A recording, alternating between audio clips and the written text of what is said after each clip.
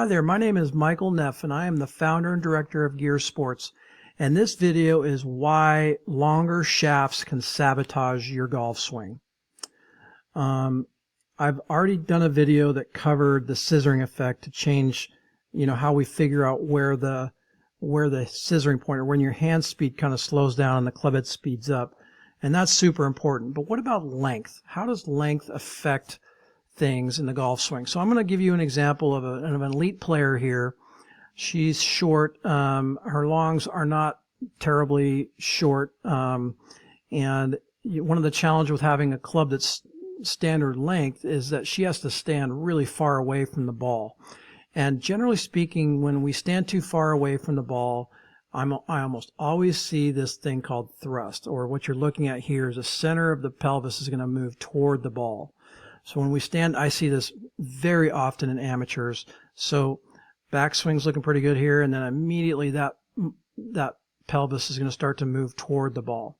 In fact, she has moved toward the ball 3.5 inches. The average PGA Tour player has 0 thrust, and this player has 3.5. Now she also hits the middle of the club face quite often. Occasionally hits heel. That's her miss shot. But she's moving toward the ball a lot. The problem with that is it creates this crash look here where the legs have to straighten out to create space. The body has a hard time rotating and it ends up tilting the upper body too far back, as you can see here. So when we get too much tilt and thrust, that really kills rotational efficiency. So that's one of the challenges with the club being too long for us.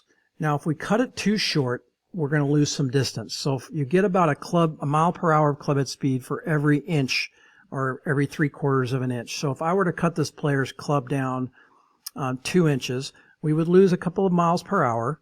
But I could then take some of this thrust out.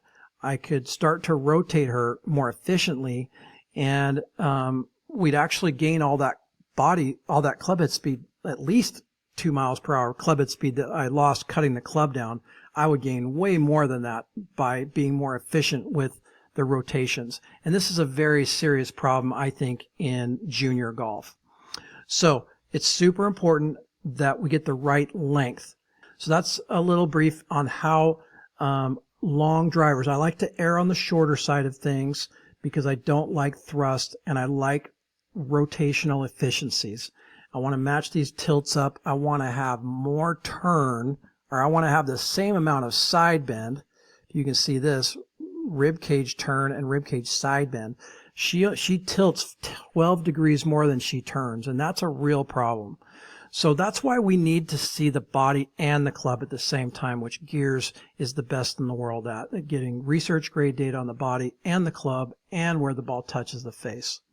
So if you'd like to know how long of a golf club you should have, getting on Gears is step 1 to figuring that out. Hope you enjoyed this.